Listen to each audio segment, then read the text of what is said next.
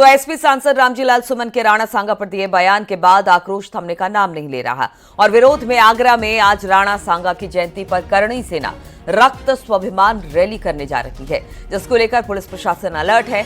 इससे पहले करणी सेना ने 26 मार्च को रामजीलाल सुमन के आवास के बाहर प्रदर्शन किया था, जिसमें कई लोग घायल हो गए थे। करणी सेना ने चेतावनी दी है कि अगर शाम तक रामजीलाल सुमन ने माफी नहीं मांगी तो फिर सांसद के आवास की ओर कूच करेंगे। तो आज एक बड़ी रैली हो रही है रामजीलाल सुमन के खिलाफ। राणा सांगा की जयंती पर बताया जा रहा है कि ये रैली निकाली जाएगी। करणी सेना ने आज इसे स्वाभिमान रैली बताया है और इसी को लेकर अब वो कह रहे हैं कि अगर रामजीलाल सुमन ने माफी नहीं मांगी तो फिर ये जो पूरे लोग हैं वो रामजीलाल सुमन के आवास की तरफ कूच करेंगे।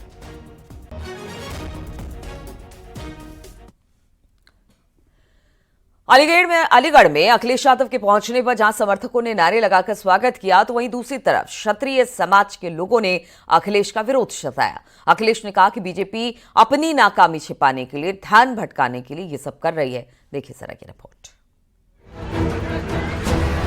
अलीगढ़ में एसपी अध्यक्ष अखिलेश यादव के पहुंचने पर जहां एक तरफ समर्थकों ने नारे लगाकर स्वागत किया, वहीं दूसरी तरफ क्षत्रिय समाज के लोगों ने अखिलेश यादव का विरोध जताया। हाथों में काले झंडे लेकर विरोधी नारे लगाए। इस दौरान प्रदर्शनकारियों की पुलिस से झड़प भी हुई, जिसके बाद 2 कार्यकर्ताओं को पुलिस ने हिरासत में लिया। वहीं इस बीच अलीगढ़ पहुंचे अखिलेश यादव ने बीजेपी सरकार पर निशाना साधा। ये हमारा संविधान हमारी ढाल है, संविधान हमारा सम्मान है, संविधान हमें पहचान देता है, संविधान हमारा हक अधिकार हमें दिलाता है। उस संविधान पे समय समय पर भारतीय जनता पार्टी चोट पहुंचाती है। क्षत्रिय समाज के प्रदर्शन पर अखिलेश यादव ने कहा कि बीजेपी अपनी नाकामी छुपाने के लिए ध्यान भटकाती है। संविधान को लगातार नजरअंदाज करने का काम किया जा रहा है। न्यूज़ 18 के लिए ब्यूरो रिपोर्ट। पूर्व विधायक विनय शंकर तिवारी, उनकी पत्नी रीता तिवारी, मैनेजर अजीत पांडे समेत कई के खिलाफ अब ईडी ने चार्जशीट दाखिल कर दिया है। ईडी स्पेशल कोर्ट में मनी लॉन्ड्रिंग की धाराओं में चार्जशीट दाखिल की गई है। बैंक में लोन लेकर हड़पने और कंपनियों में रकम डाइवर्ट करने के आरोपों में चार्जशीट दाखिल हुई है। फिलहाल विनय शंकर तिवारी और अजीत पांडे जेल में बंद है।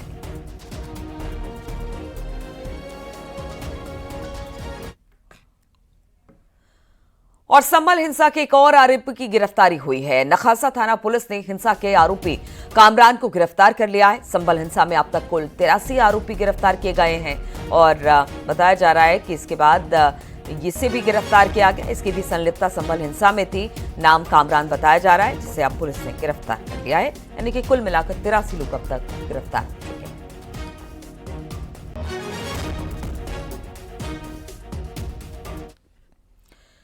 संभल हिंसा केस में शनिवार को संभल एसपी ने लखनऊ जाकर न्यायिक जांच आयोग की टीम के सामने बयान दर्ज करवाए। करीब 3-4 घंटे तक सवाल जवाब का दौर चला। जांच आयोग ने 16 अप्रैल को एसपी सांसद बर्ग को बयान दर्ज कराने के लिए बुलाया है।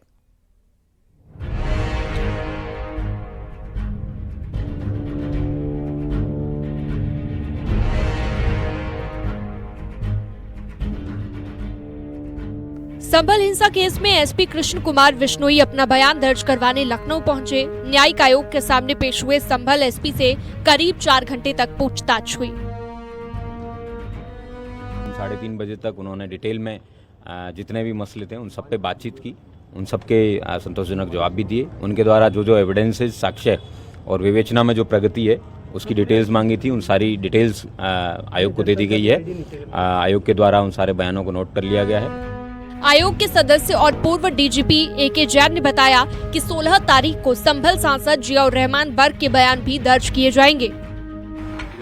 जो सांसद संभल हैं और लोग हैं, मीडिया के लोग हैं, मीडिया के लोगों के लिए हमने 15 तारीख नियत किए हैं और 16 तारीख को माननीय सांसद और जो और लोग हैं उनको बुलाया है। संभल हिंसा की जांच न्यायिक आयोग लगातार कर रहा है। जल्द ही सभी बयानों को दर्ज कर आयोग अपनी रिपोर्ट पेश करेगा। न्यूज़ 18 के लिए ब्यूरो रिपोर्ट।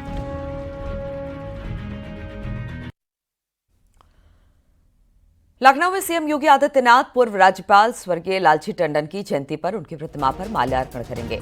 सुबह 10 बजे सीएम योगी पूर्व राज्यपाल लालजी टंडन की प्रतिमा पर माल्यार्पण करने वाले हैं। तो आज पूर्व राज्यपाल लालजी टंडन की जयंती है और इस मौके पर 10 बजे उनकी प्रतिमा पर माल्यार्पण करेंगे मुख्यमंत्री योगी आदित्यनाथ। और बीजेपी अंबेडकर जयंती पर एक भारत समृद्ध भारत की थीम पर करेगी कई कार्यक्रम। डॉक्टर अंबेडकर मैराथन का आयोजन भी इस दौरान होगा। महामंत्री संगठन धर्मपाल 13 अप्रैल को एक भारत समृद्ध भारत थीम पर मैराथन को दिखाएंगे हरी झंडे। दलितों को साधने का बीजेपी का एक भारत समृद्ध भारत का प्लान दिखाई दे रहा है।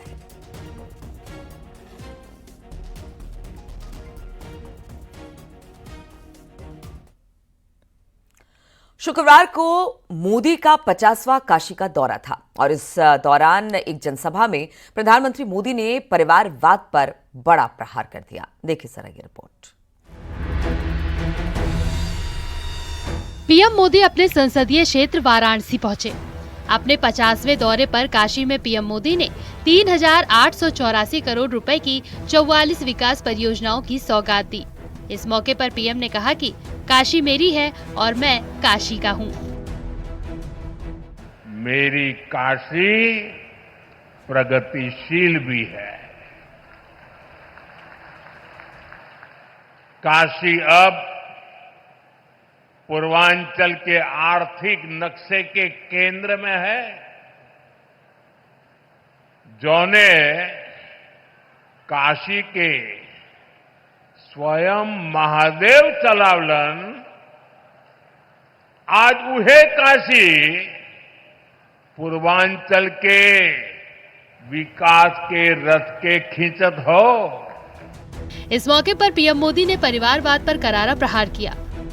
सत्ता हथियाने के लिए, सत्ता पाने के लिए दिन रात खेल खेलते रहते हैं।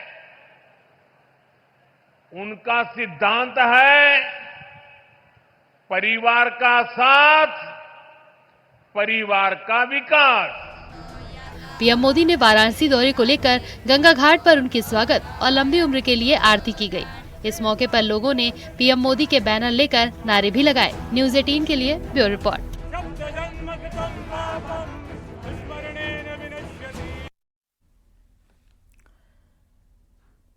प्रधानमंत्री नरेंद्र मोदी ने अपने वाराणसी दौरे के दौरान प्रदेश के 21 पारंपरिक उत्पादों को जीआई टैग का प्रमाण पत्र दिया। वाराणसी की शान माने जाने वाले बनारसी तबला और मसालेदार बनारसी भरवा मिर्च अब जीआई टैग के साथ राष्ट्रीय और अंतर्राष्ट्रीय पहचान पा चुके हैं।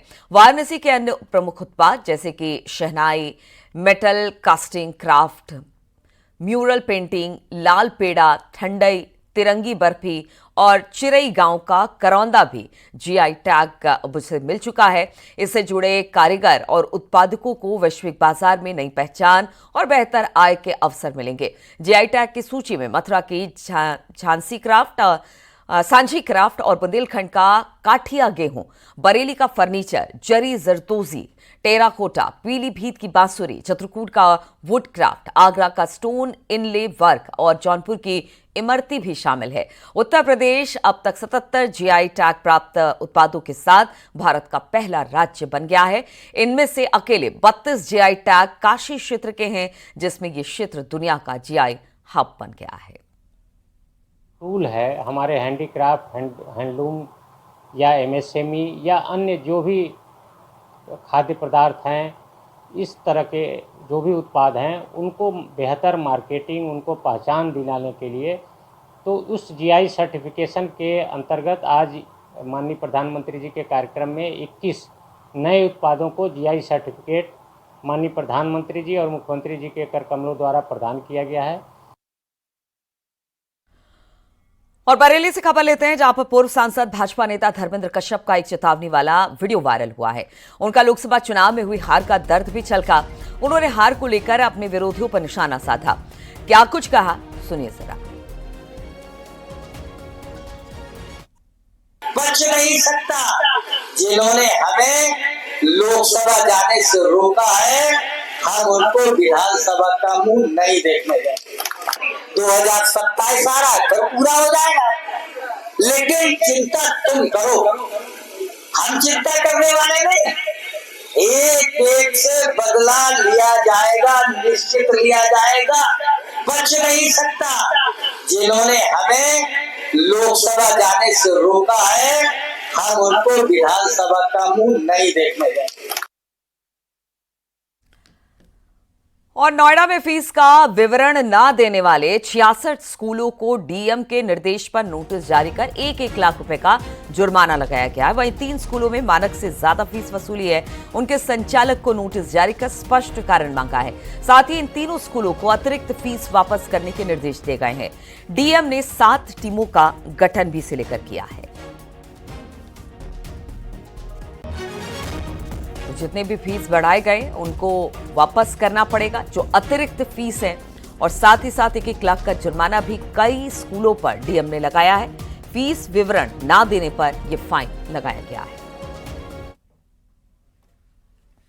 प्रधानमंत्री मोदी ने वाराणसी दौरे के दौरान एयरपोर्ट पर विमान से उतरते ही वाराणसी के पुलिस आयुक्त, मंडलायुक्त और जिलाधिकारी से कुछ दिन पहले हुए दुष्कर्म की घटना के बारे में जानकारी ली और कड़ी से कड़ी कार्रवाई करने को कहा।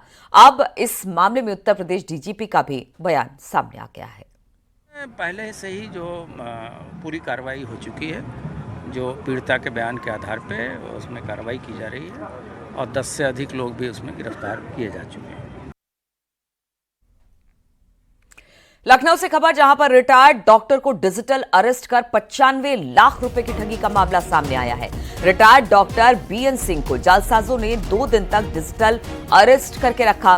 कोरियर पार्सल में अवैध सामान मंगवाने के नाम पर, जांच के नाम पर उन्हें धमकाया गया। जेल भेजने की धमकी देकर 95 लाख रुपए खाते में ट्रांसफर करा लिए। उनके खाते में रिटायरमेंट और फंड की रकम थी। एफआईआर दर्ज कर मामले की छानबीन में इस वक्त लखनऊ साइबर पुलिस जुटी हुई है।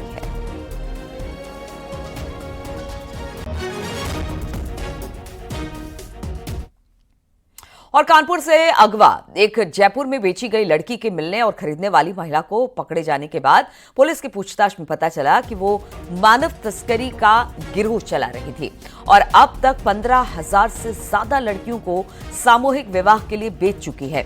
लड़की को उसने 2.5 लाख रुपए में खरीदा, धोखे से उसकी शादी कराई, जहां से भाग निकली लड़की ने अपने परिजनों को इस बात की जानकारी दी।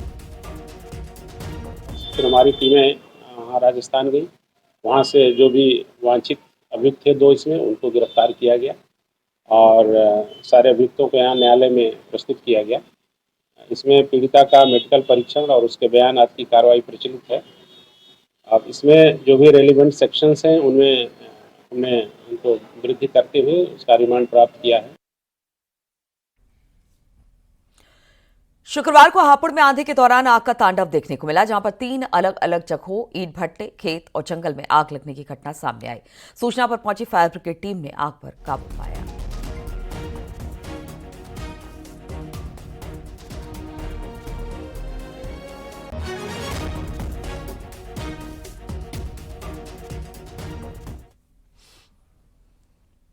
अमरोहा के धना नगला इलाके में ईंटों के भट्टे में रखे भूसे में तेज आंधी की वजह से आग लग गई। 112 पुलिस मौके पर पहुंची तो वहीं हापुड़ में आंधी के दौरान आग का तांडव देखने को मिला। 3 अलग अलग जगहों पर आग लगी, ईंट भट्टे, खेत और जंगल में ये आग आप देख सकते हैं अपने टीवी स्क्रीन पर। अमरोहा और हापुड़ की ये तस्वीर, जहां पर तेज हवा की वजह से आग और तेजी से भड़की।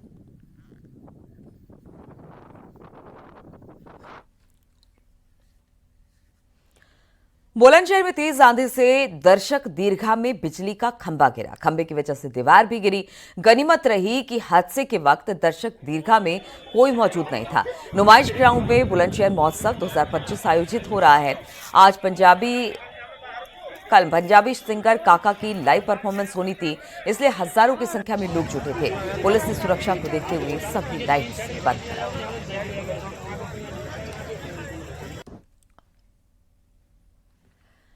खबर प्रयागराज से, जहां पर माफिया अतीक के करीबियों के खिलाफ प्राधिकरण का एक्शन जारी है। पीडीए ने अतीक अहमद के करीबियों की अवैध प्लॉटिंग पर बुलडोजर चलवा दिया। 9 बीघे में अवैध प्लॉटिंग की गई थी, बिना लेआउट तैयार किए या फिर प्लॉटिंग हो रही थी, इसे पास भी नहीं करवाया गया था। प्राधिकरण ने नोटिस भी दिया था, जवाब न देने पर यह कार्रवाई की गई है। पीडीए अवैध प्लॉटिंग कराने वाले प्रॉपर्टी डीलरों के खिलाफ अब कार्रवाई के लिए एयरपोर्ट थाने में जल्द तहरीर देगा। अमरोहा में जंगल की जमीन पर कब्जे की शिकायत मिली, जिसके बाद वन अधिकारियों ने अवैध कब्जा करने वालों के खिलाफ बड़ी कार्रवाई की। अवैध कब्जों को बुलडोजर से गिराया गया और इस दौरान लोगों ने काफी हंगामा भी किया। वन अधिकारियों के साथ मारपीट भी की गई। इतना ही नहीं, जेसीबी मशीन में तोड़फोड़ की गई। वन विभाग के एसडीएफओ ने कब्जा करने वाले के खिलाफ मुकदमा दर्ज करने और मारपीट तोड़फोड़ करने वालों के खिलाफ तहरीर देकर कार्रवाई की मांग की है।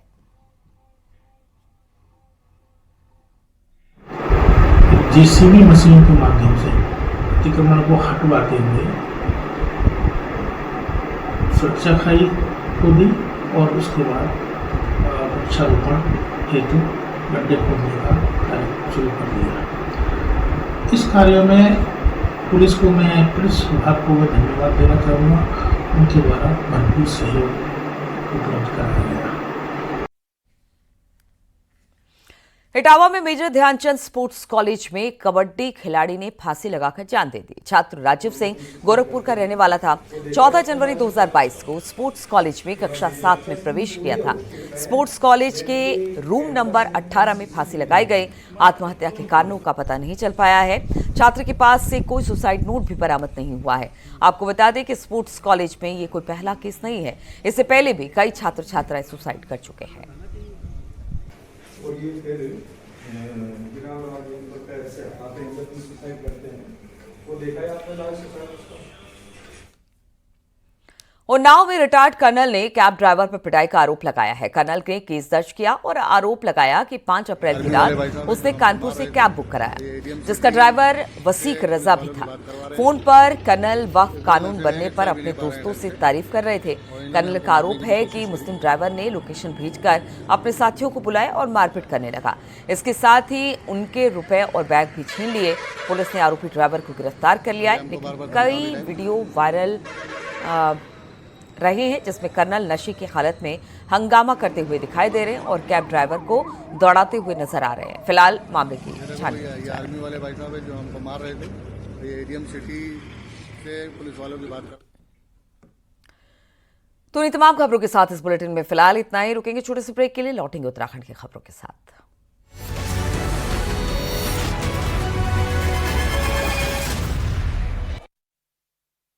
एसिडिटी।